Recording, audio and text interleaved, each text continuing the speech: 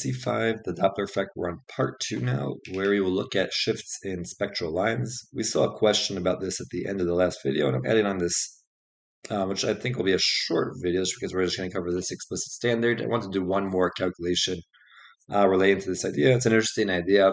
It helps us, or gives us evidence of when we see the universe expanding. We could be due to the fact that we see a redshift, which we talked about in the last video, which is evidence of the source of electromagnetic waves moving away from the observer, which in this oftentimes is just us on Earth.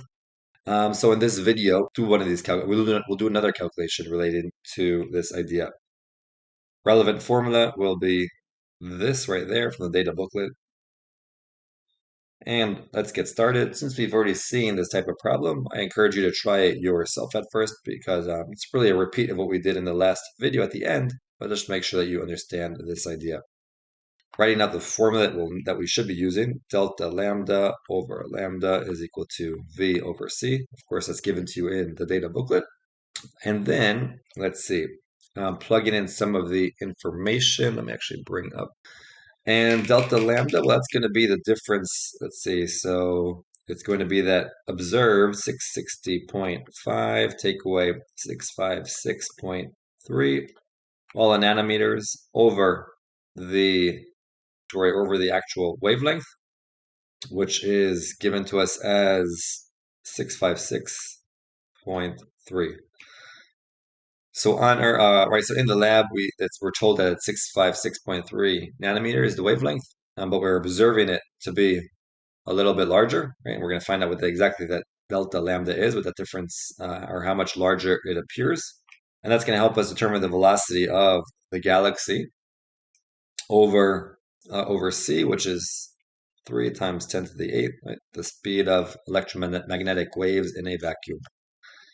And solving for V here, V is going to be equal to, I'll do this on the calculator, right? I'll do, let's see, 660.5, take away 656.3, divided by 656.3, and then times 3 times 10 to the 8th.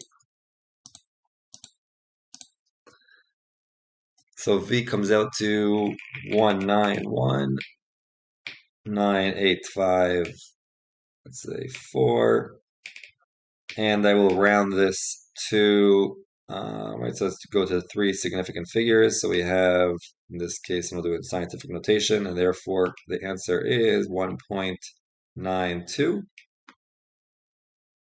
So we're maybe some different. V equals 1.92 times 10 to the, let's see, 1, 2, 3, 4, 5 times 10 to the 6 meters per second. And that is the velocity of the universe. And is the velocity moving toward, like, so in which direction is this velocity going? Towards the Earth or away from the Earth? Well, the fact that, remember in the last video, we saw that when the wavelengths are getting larger, right, we are emitting something that we have a source of waves. If an observer is moving away this direction, it's going to take longer for him. Right? Each wave will be reaching him.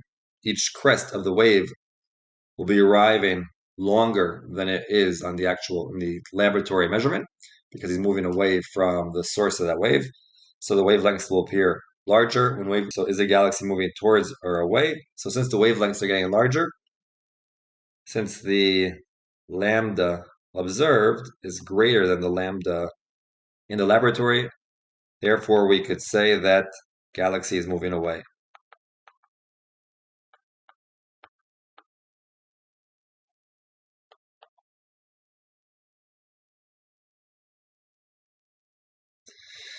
Right, that will be it, right? That corresponds to the redshift.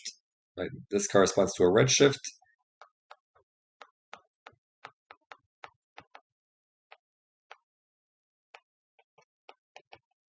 Which is evidence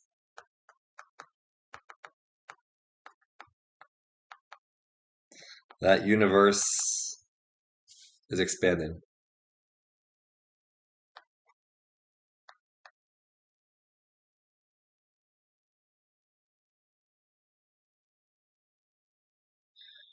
Because there's a redshift for the spectral lines of elements in other galaxies when observed from Earth. That is due to the fact that those galaxies are moving away from us, creating longer wavelengths, which is a redshift evidence of an expanding universe. And just to finish things off in this quick video, right, so just to make sure that we understand the idea, a multiple choice question testing the idea that we just saw in general. Right? So a stationary observer measures two spectral lines, Y and Z, from a gas emission spectrum.